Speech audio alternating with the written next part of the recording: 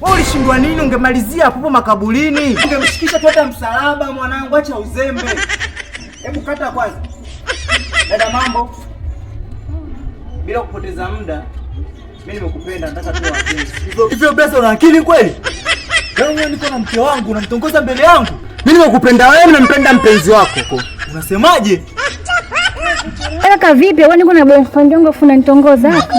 Sio tatizo, basi shika hii hapa kwa ajili ya voucher tu. Hivi ni vitu vidogo, umesikia wapi mimi sina uwezo wa kumpa pesa mpenzi wangu? Wewe toka lini nakomba ila kufika afu unaninyima? Haya.